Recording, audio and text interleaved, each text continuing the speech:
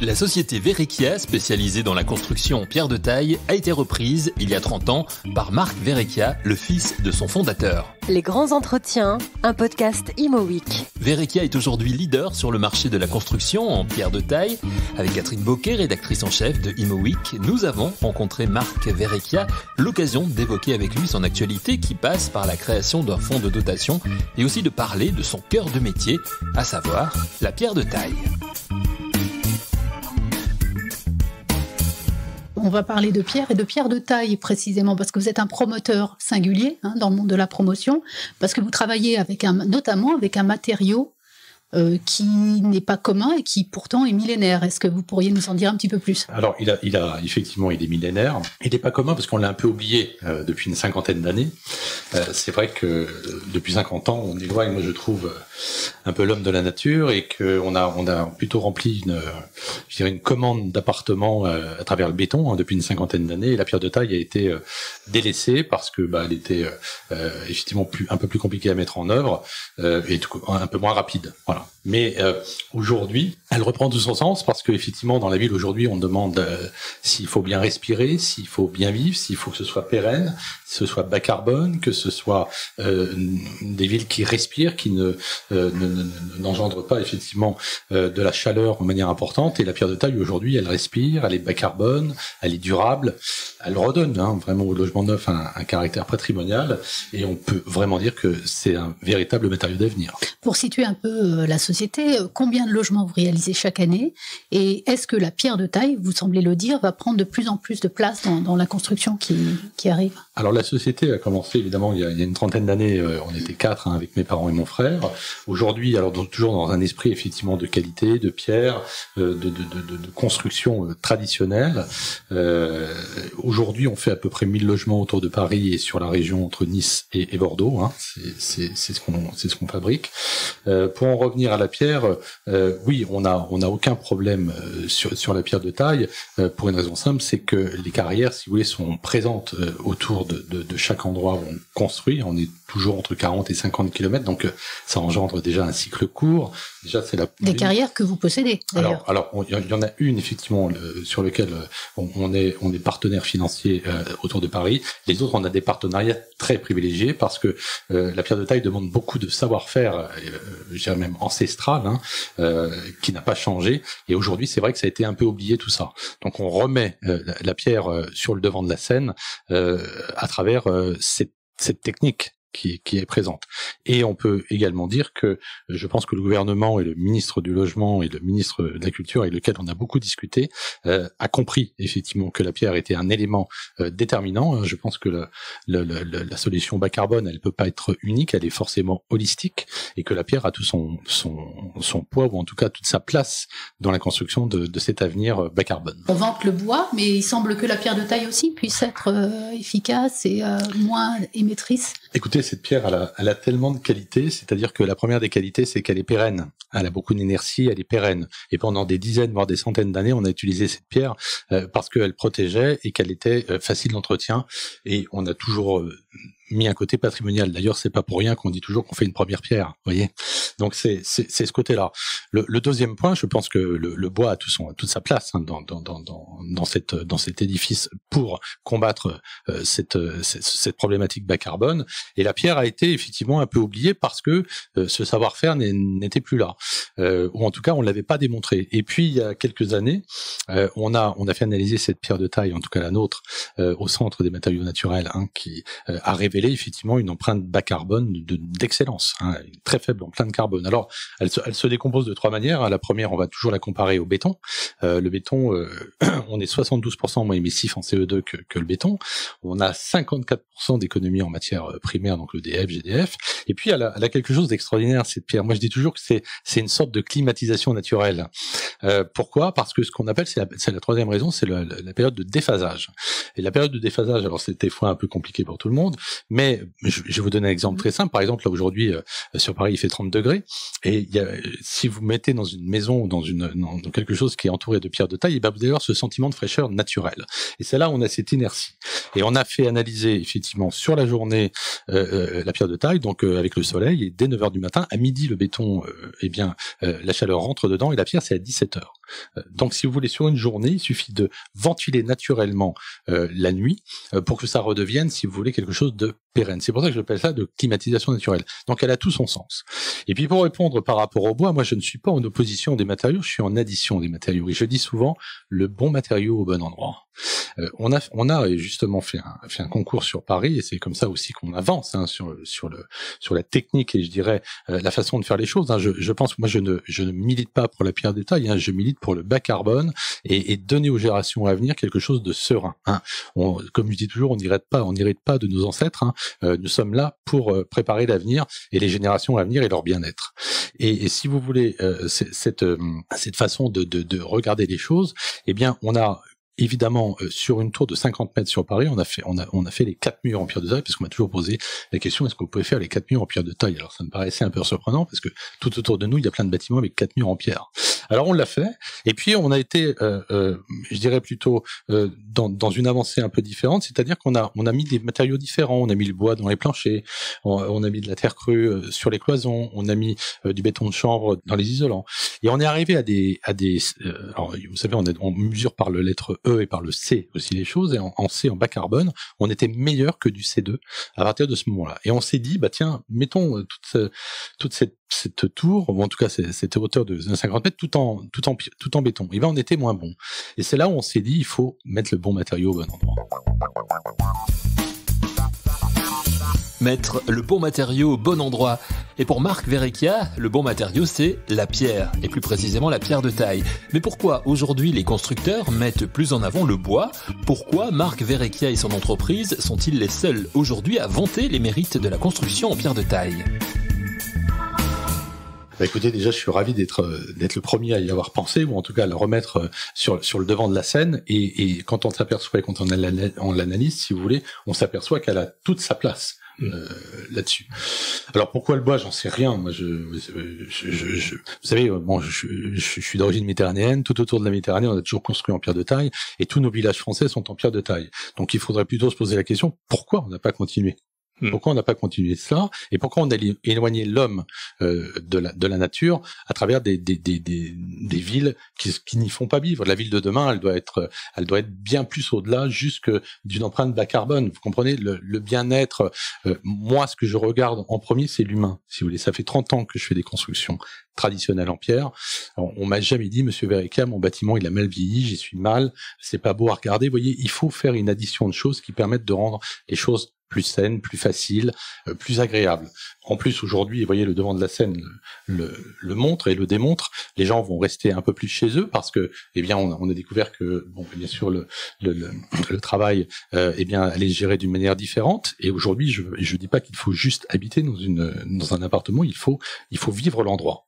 Et vivre l'endroit, ça passe par des surfaces plus importantes, ça passe par des entretiens plus faciles, ça passe par une pérennité et une qualité de l'ouvrage qui est important. Et la pierre reprend tout son sens. Donc il serait bien malheureux d'oublier ce matériau qui est à nos pieds. Vous voyez, le bois, pour l'instant, il n'est pas à nos pieds. Le bas carbone, alors on analyse le bas carbone avec, si vous voulez, différentes choses, mais la pierre, elle est juste autour de nous. Donc elle est à 30 ou 40 kilomètres. Et elle nous protège. Je pense qu'on va plus vers un réchauffement climatique qu'une période glaciaire. Donc la pierre, elle prend tout son sens.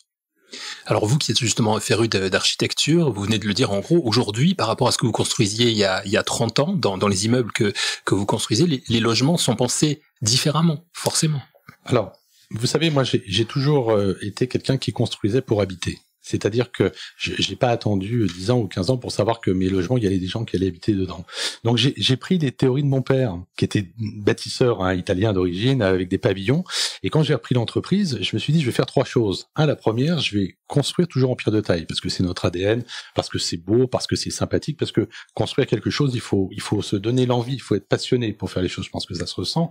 Le deuxième point, qui était pour moi essentiel, c'était de redonner, je dirais, une liberté au client à l'intérieur pour faire son intérieur, pour que ce soit son chez soi, pour que lorsqu'il ouvre la porte au premier pas qu'il rentre dans son appartement, il se dise « je suis chez moi ». Et moi, j'ai vu toute ma jeunesse mon père retravailler les plans pour ses clients. Et je me suis dit, je ferai des appartements dans ce même état d'esprit. Et le troisième point, qui était important, je voulais faire des grands balcons. Parce que j'ai toujours voulu profiter de l'extérieur et j'ai toujours aussi privilégié les jardins, les grands jardins.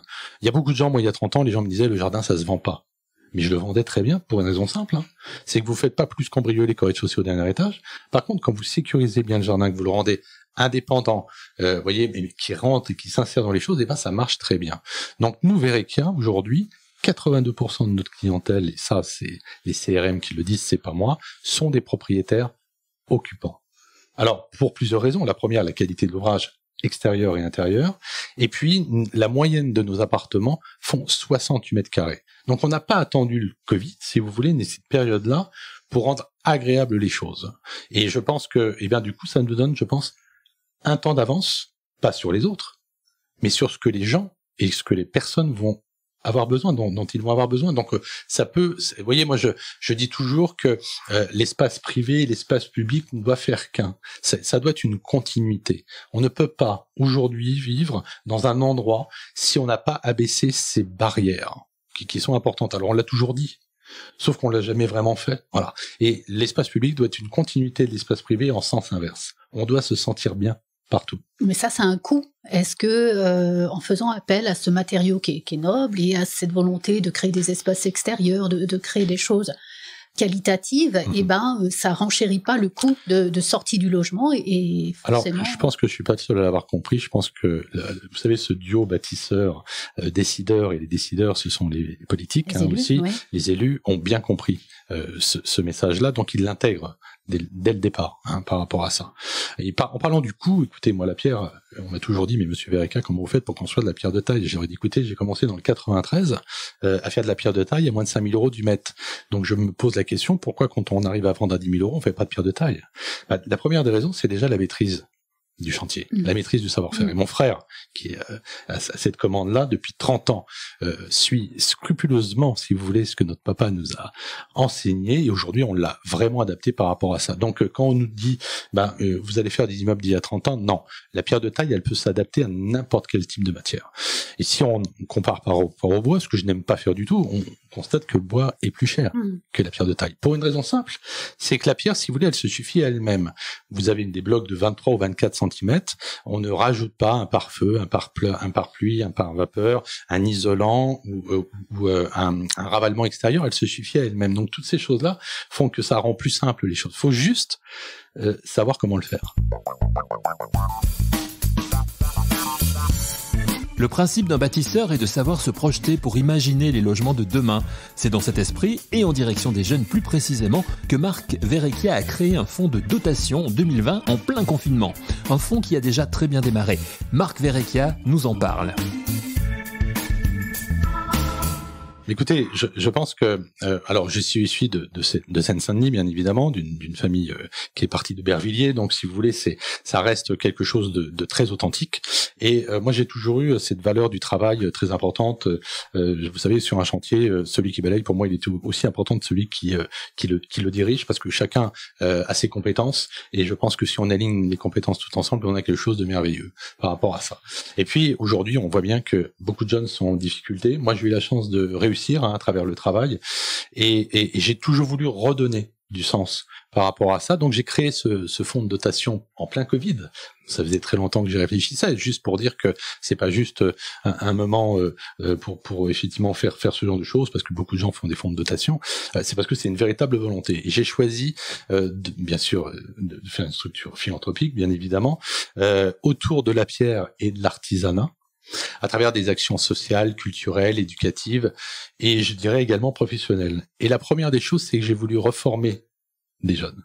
C'est-à-dire prendre des jeunes, je dirais à la sortie, en 3e, 4e, 5e, bref, qui sont en difficulté, pour leur donner ce goût je dirais, au travail, à travers un matériau qui est noble. Et là, le côté intéressant de la pierre, et c'est pour ça qu'on a créé ce fonds de dotation, c'est que c'est un matériau de construction, mais c'est aussi un matériau d'art. Donc, si vous voulez, au moment où le jeune, parce que bien souvent, on dit que le travail manuel, on ne voit pas ce qu'on fait, parce qu'on fait qu'un bout, mais ils ne font pas qu'un bout, ils font la totalité des choses. Et l'idée qu'on a, c'est de les faire travailler, effectivement, sur cette pierre pour construire, et en même temps leur montrer que ça peut être artistique. Et je vais vous dire très honnêtement, si moi, à 15 ans ou 18 ans, on m'avait fait regarder l'art de cette manière-là, j'aurais été ravi. Et même si c'est jeune, alors on a bien sûr en partenariat les Compagnons du Devoir parce qu'on n'a pas la structure pour le faire, et les Compagnons du Tour de France qui cette année on a financé 30 jeunes qui vont avoir un cadre un contrat d'apprentissage. Un contrat d'apprentissage sur 3 ans avec les Compagnons du Devoir, et on fera ça chaque année. Et on a aussi financé cette année 300 jeunes sur la France au niveau de tout ce qui est matériel. Voilà. L'idée vraiment, c'est de leur redonner déjà goût au travail, les projeter dans ce qu'ils sont capables de voir et de faire.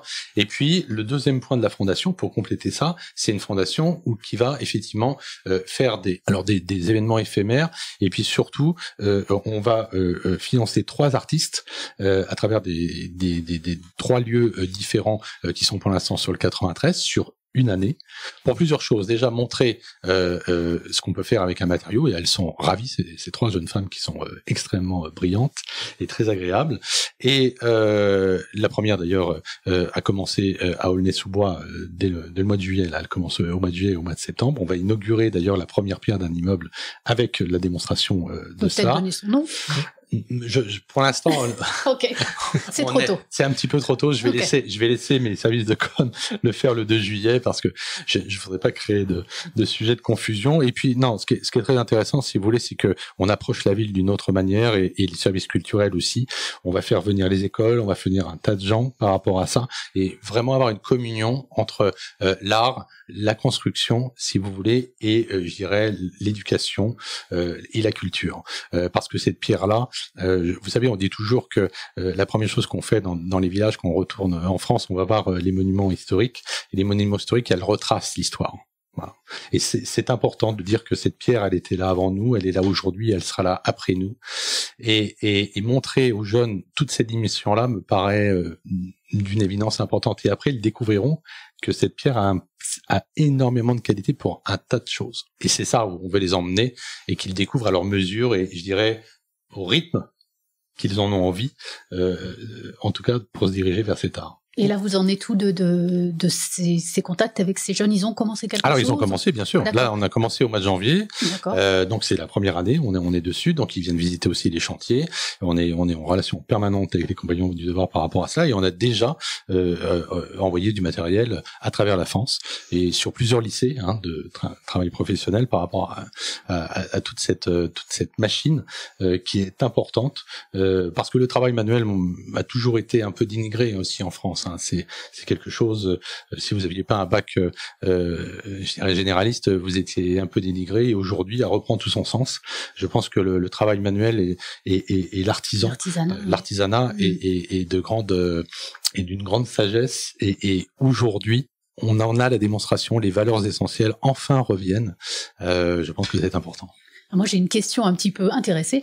Est-ce que les filles sont présentes dans votre première promotion? Alors, c'est une très très bonne question. On a notre première candidate qui est chez nous depuis 1 an, et c'est une femme. À vous écouter, on peut penser qu'aujourd'hui, en fait, on continue à construire utile, même peut-être plus utile qu'avant, mais on construit aussi avec du beau, avant tout. Et je pense que l'addition des choses est importante. On a toujours pensé pyramidal, il faut penser systémique, si vous voulez. Et quand vous pensez pyramidal simplement, eh bien, vous ne résolvez pas tous les problèmes. D'aller à un point bas à un point B, c'est très simple. De prendre la totalité des choses autour, c'est plus compliqué. Eh bien, la pierre, elle prend la totalité des choses. La démarche holistique. Absolument. Absolument. Merci à Marc Verrecchia, et rendez-vous avec lui en septembre pour découvrir à l'occasion d'un reportage guidé le chantier de construction d'un immeuble en pierre de taille. Merci à vous d'avoir suivi cette émission, et rendez-vous très vite pour un nouveau numéro de Les Grands Entretiens, un podcast Imo Week.